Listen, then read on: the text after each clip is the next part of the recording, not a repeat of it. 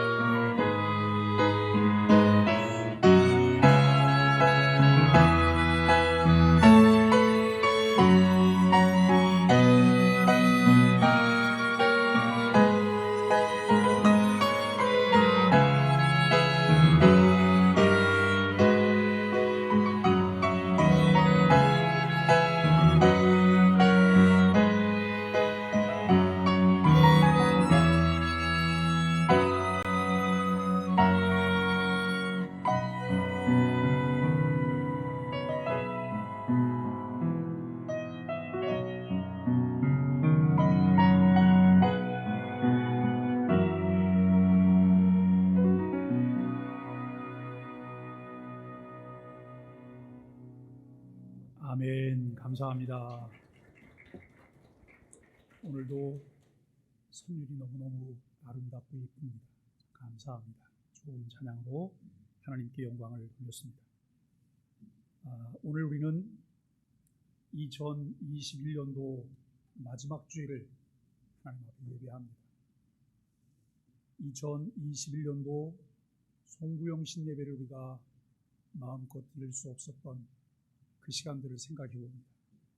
그리고 또 이제 2021년도를 마무리하는 이제 오늘 주일, 아직 코로나라고 하는 이 어려움이 우리에게는 전혀 가시지 않았지만, 그러나 그 생활 속에 좀 익숙해져 가는 그런 모습도 우리가 보게 되고, 그런 위협들이 있지만 그것이 우리를 어떻게 할 수 없다고 하는 사실도 우리는 자꾸 느껴가고 있습니다.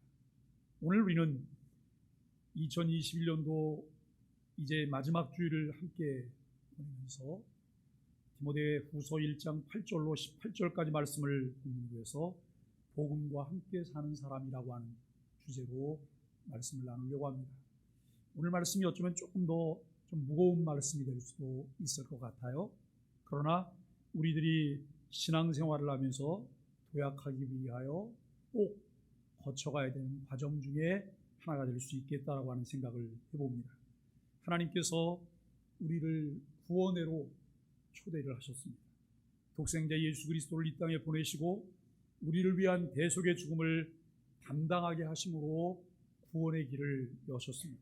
복음을 들려주셨고 그 복음에 바르게 반응할 수 있도록 우리에게 믿음을 선물로 주셨습니다. 죄와 허물로 영원히 죽었던 인생들을 구원회로 부르시고 하나님의 자녀의 권세를 얻게 하신 하나님께서는 또 한 번의 초대를 통해 우리를 부르십니다. 값으로 산 것이 되었으니 그런즉 너희 몸으로 하나님께 영광을 돌리게 하라고 말씀하십니다. 구원회로, 이 복음으로 구원을 받았으니 이제는 복음의 가르침대로 복음에 합당하게 살라고 하는 말씀이죠. 바울은 자신에 대하여 말하기를 자신은 죄인 중에 괴수다라고 말을 합니다. 스데반을 죽이는 것이 가하다고 했으며 대제사장의 공문을 받아 예수님을 따르는 사람들을 박해하며 잡아오기까지 외국까지 원정을 갈 정도로 그는 예수님을 반대했던 사람입니다.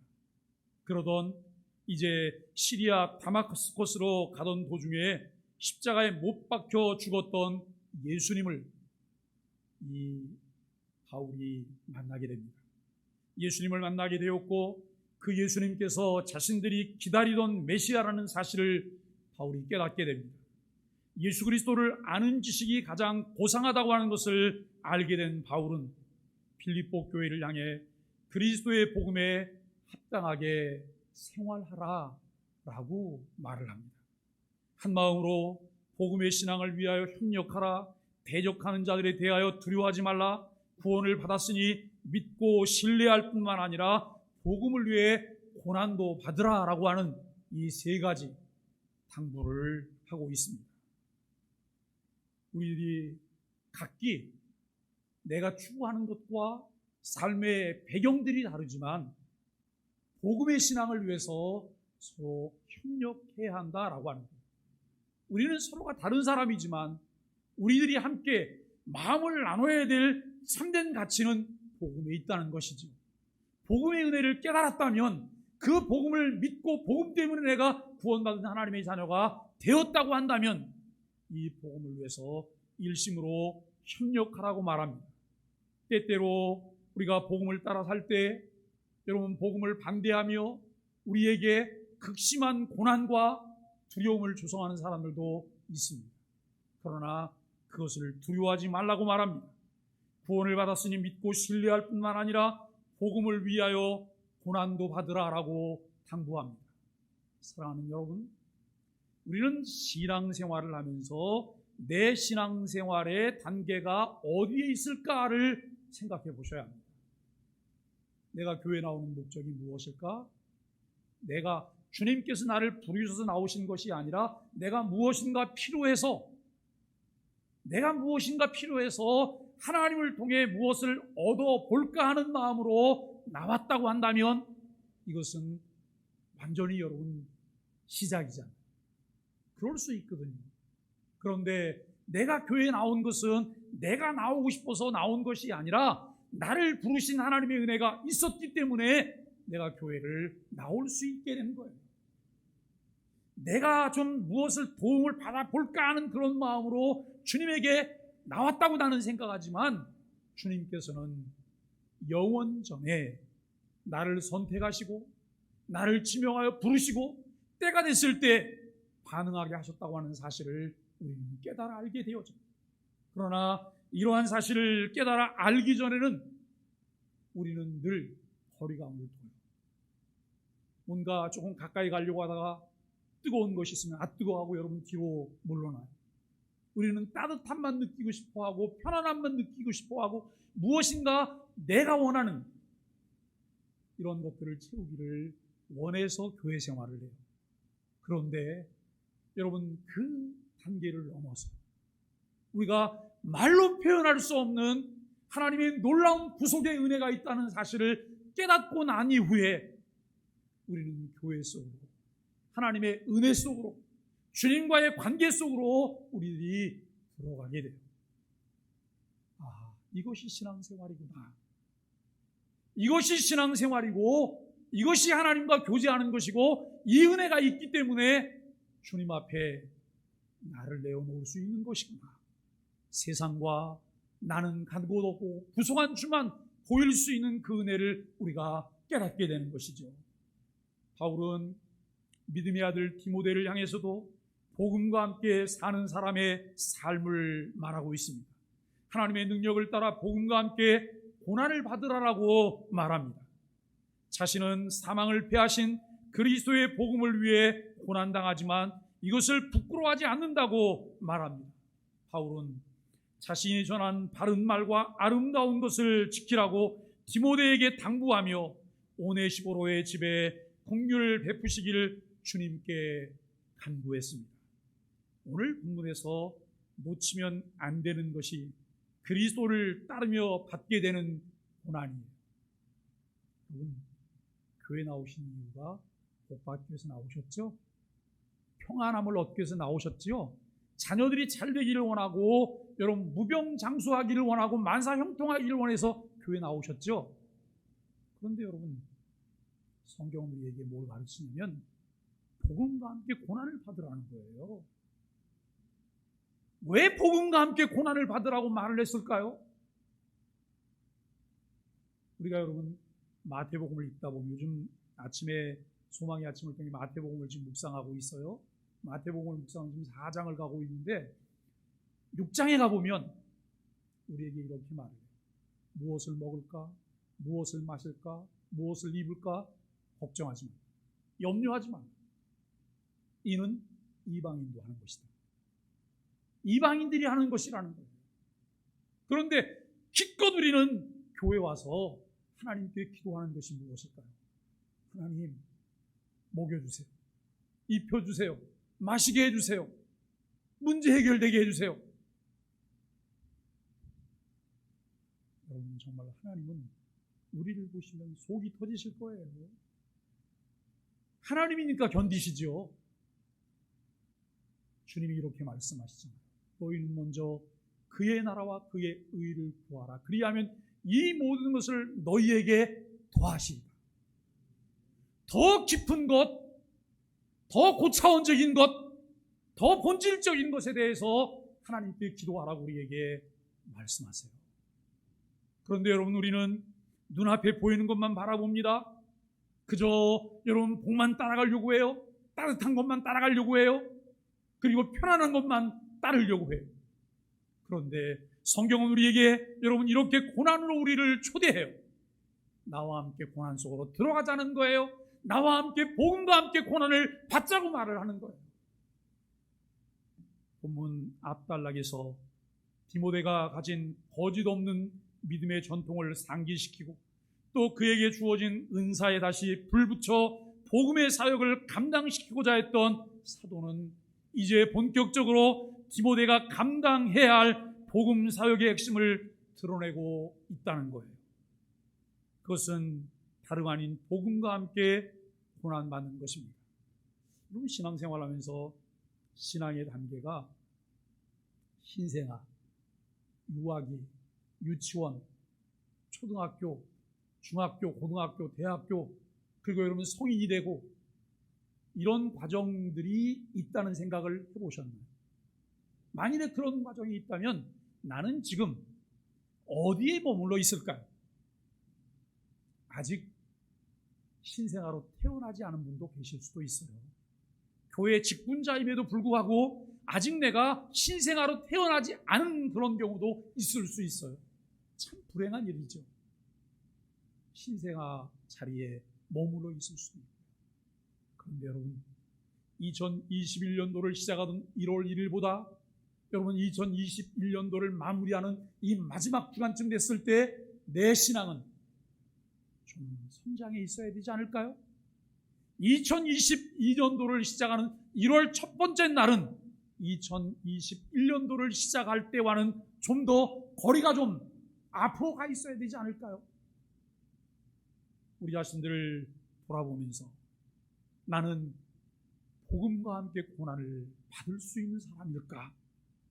복음과 함께 고난받는 것은 사도 바울이 디모데에게 보내는 편지에서 가장 중요하게 전달하려고 하는 내용입니다.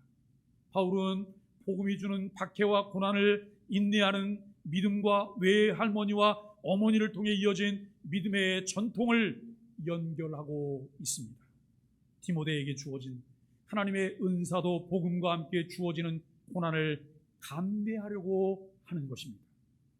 바울이 고난을 강조한 이유는 그 자신이 복음과 함께 고난을 받은 고난의 사도이기 때문입니다. 바울은 이와 같은 고난과 복음과 고난의 관계, 복음을 전하는 자들에게 주어지는 고난의 의미를 이 단락에서 설명하고 있습니다. 하나님의 은혜와 능력은 우리가 복음과 함께 고난받는 삶을 인내하게 합니다. 고난받는 삶을 인내하게 하는 것은 하나님의 은혜며 하나님의 능력이라는 거예요. 어린아이는 어린아이가 할 수 있는 일만 해요. 어린아이가 할 수 없는 것이 있어요. 왜요? 거기가 한계이기 때문에.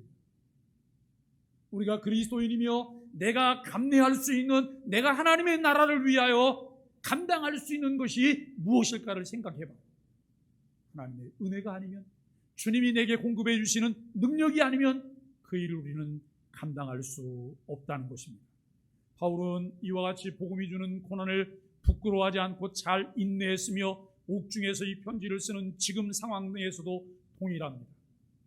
참 여러분, 이 바울은요, 여러분이 아시다시피 잘난 인물이에요. 바리새인 중에 바리새인이고요, 이스라엘 족속이고요, 베냐민 지파고요, 그리고 학문으로는 당시에 최고의 석학인 가말리엘에게서 공부를 했어요.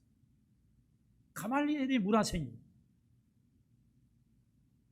집안 가문으로 보나 학문으로 보나 모든 것 어디다 내놓고 뒤지지 않을 정도의 여러분 외적인 것들을 가졌어요. 그런 그가 다메섹 도상에서 예수 그리스도를 만난 후에 자기의 모든 그 조건들을 배설물처럼 여겼다. 배설물처럼 버렸다는 거예요. 미련이 없다는 거예요. 왜요? 그리스도 예수를 아는 지식이 가장 고상하기 때문입니다. 우리가 여러분 교회를 다니면서도 예수님을 믿는다고 하면서도 신앙생활 하면서도 내 과거에서 탈출할 수 없다면 내가 만난 예수님은 도대체 어떤 분일까요? 내가 알게 된 예수 그리스도를 아는 지식은 어느 정도 수준에 머물러 있는 것일까요? 그것이 성경이 가르치고 있는, 성경이 말하는 그 내용일까요? 아니면 아직 우리는 그 맛을 알지 못하는 사람들일까요? 우리는 바울이 예수 그리스도를 주로 믿고 난 이후에 그에게 찾아왔던 것, 그가 여러분 생활 가운데 경험했던 것들이 무엇입니까? 배고픔입니다. 그리고 여러분 매맞음이었습니다. 추위와 싸웠습니다. 배를 타면서 파선의 어려움을 겪었습니다. 그리고 그는 감옥에 갇히는 일을 계속했습니다. 그가 여러분 죄인이었기 때문에 그랬을까요? 아니요. 의의 복음을 받아들이고 의의 복음을 위해서 살려고 하다가 주어지는 문화의 차이와 신앙의 차이와 가치관의 차이에 충돌해서 그가 겪었던 어려움들입니다. 그러나 그는 그것을 마다하지 않았습니다. 바울이 12절에서 내가 의탁한 것과 13절에 내게 들은 바 바른 말을 언급하는데 이는 복음과 함께 고난받는 삶을 의미하고 있습니다.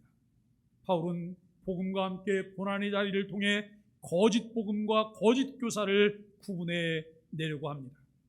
복음을 위해 많은 사람들이 일하고 있지만 부겔로와 호모게네는 그 자리를 버렸다고 15절에서 말씀하고 있습니다. 그러나 오네시보로는 복음을 부끄러워하지 않고 고난에 동참했는데 사도는 이를 크게 높이고 있습니다.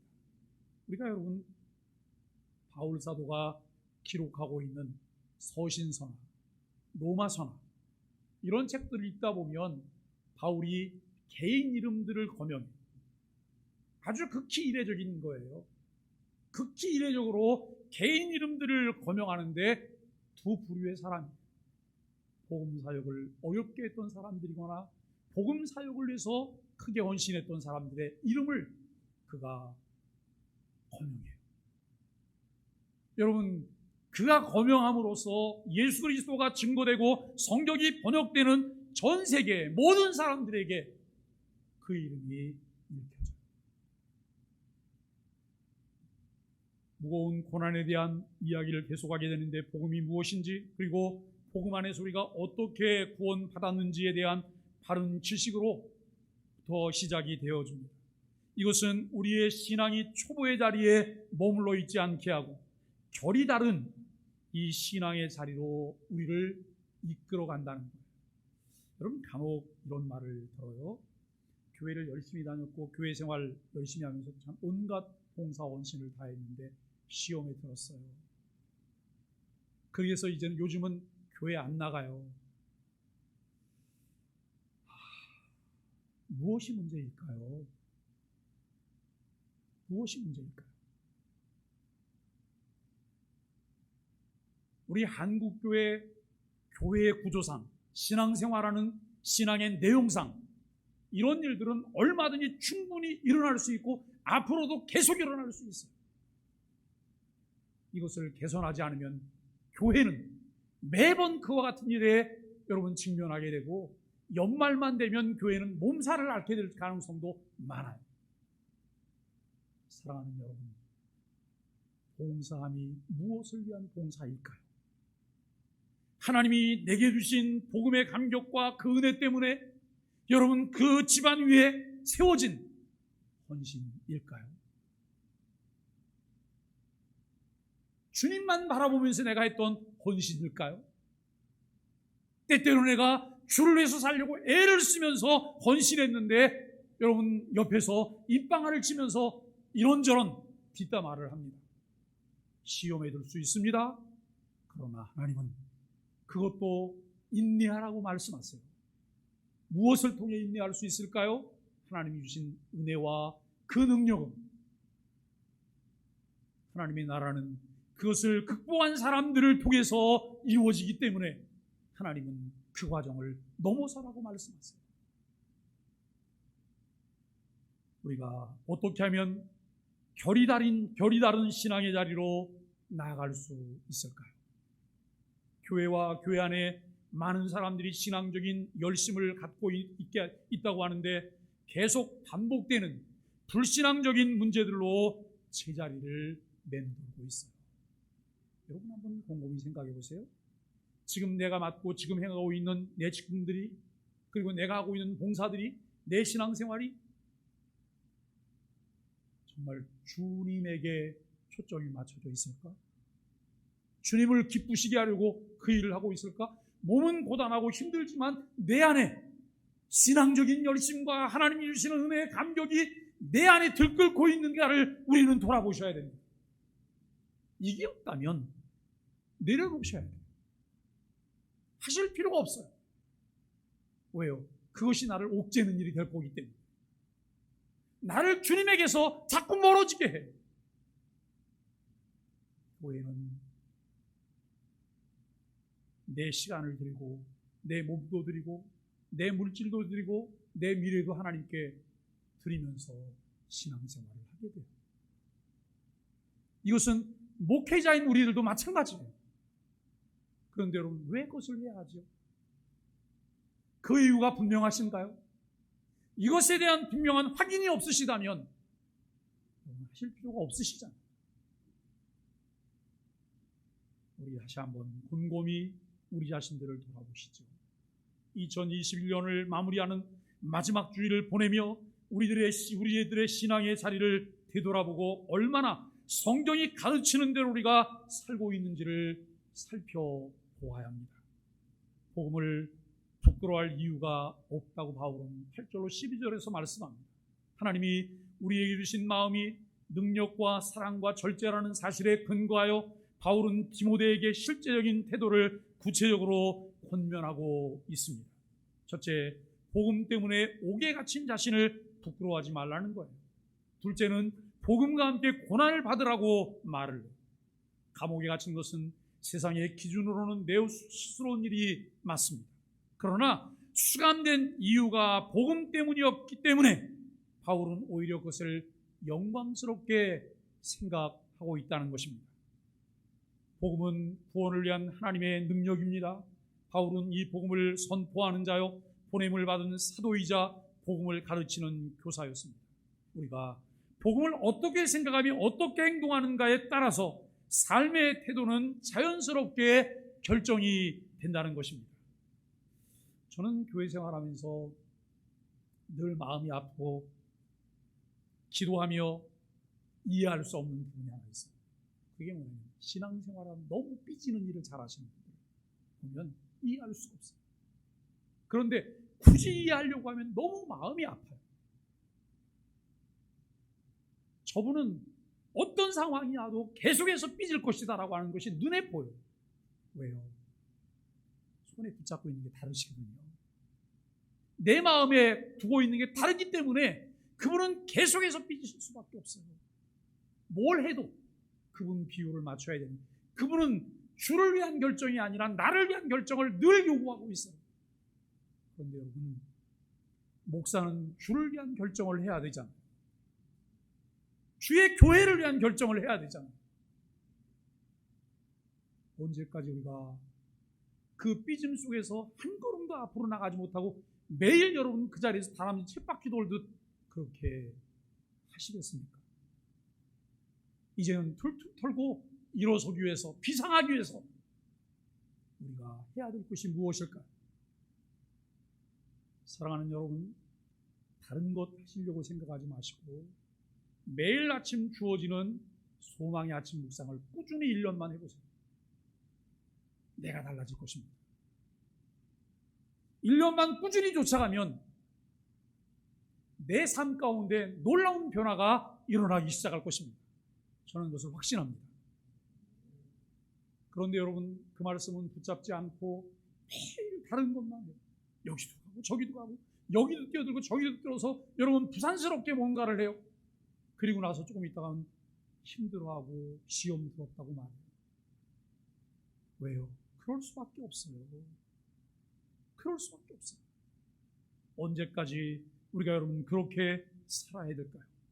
복음의 능력을 알지 못하는 사람은 복음으로 인해 겪을 고난에 동참할 수 없습니다.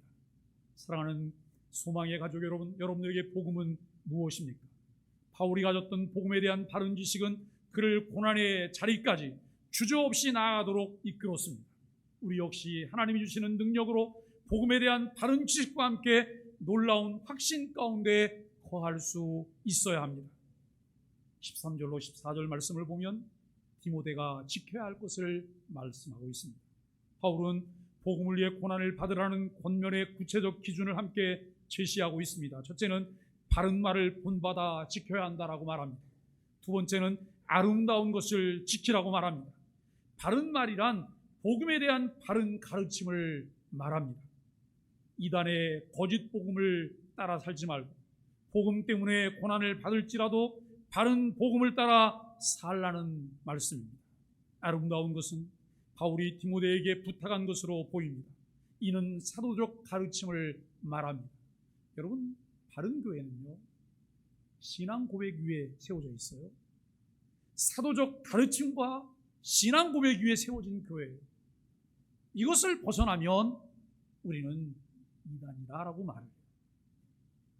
그런데 우리가 여러분 그것을 분별하기 위해서 내가 가지고 있는 하나님의 말씀이 원형이어야 되잖아요.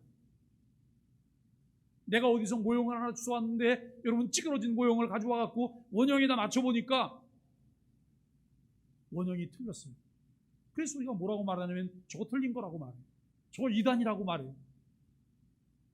여러분, 이단이 바른 것을 보면서 이단이라고 말을 무엇 때문에요?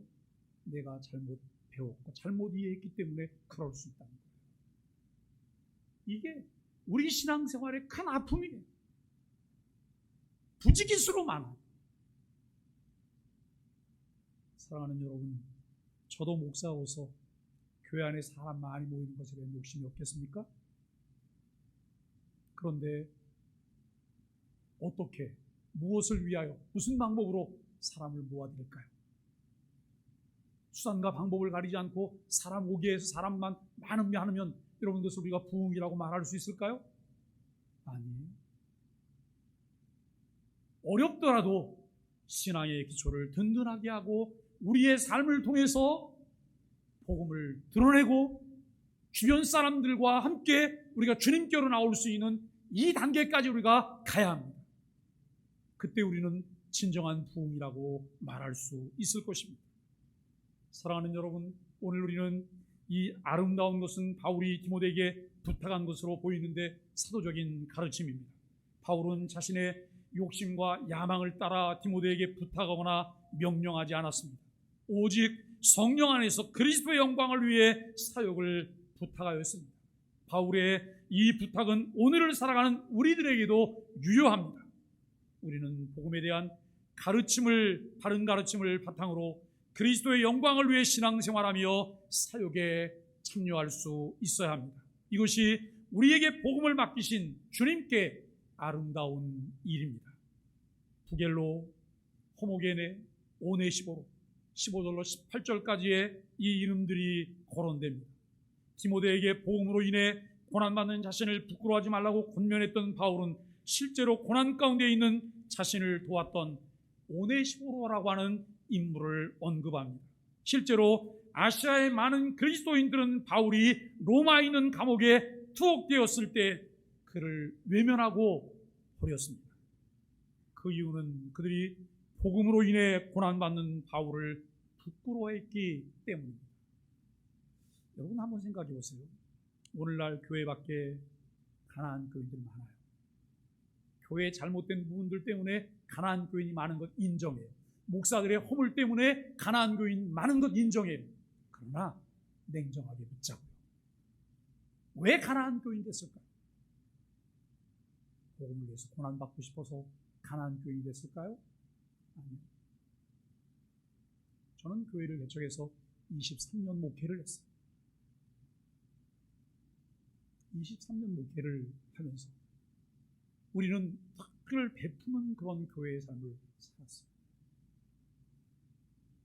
교회가 어려움도 많이 만났어요.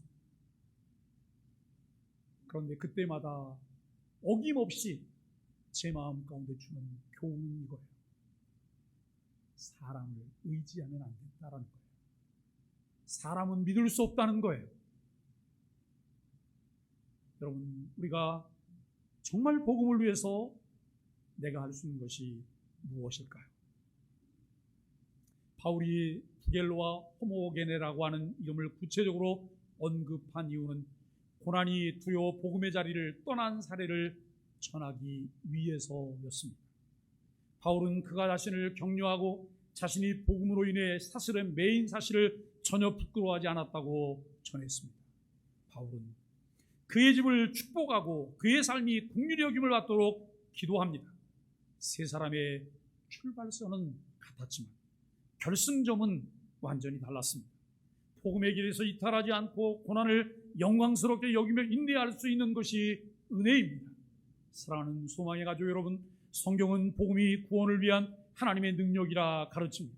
그러나 이 복음을 따르는 삶은 결코 쉽지만은 않습니다. 왜요? 고난이 동반되기 때문입니다. 그렇지만 주님께서 복음에 합당하게 사는 사람들에게 선한 결과로 보상하신다는 사실을 신뢰하여야 합니다. 복음은 우리에게 거룩한 책임을 요구합니다. 그 책임이란 복음대로 살며 그 복음의 진리를 다른 사람들에게 전하는 것입니다. 그리고 그 복음과 함께 고난받는 삶을 우리에게 요구하고 있습니다. 고난은 언제나 나쁜 것이라는 인식이 보편적이지만 복음을 맡은 자들에게 고난은 영광입니다. 복음과 함께 살아야 하는 이유가 저와 여러분 안에 분명히 있습니까? 이 한 해를 마무리하면서 이 질문을 우리 자신들에게 할 수 있기를 바랍니다. 내가 복음과 함께 살아야 될 이유가 분명히 있을까? 내가 복음과 함께 고난을 받아야 될 분명한 이유가 있을까? 이 질문을 우리는 한 해를 마무리하면서 해야 합니다. 복음과 함께 살아가는 은혜가 충만하시길 예수 그리스도의 이름으로 간절히 축복합니다.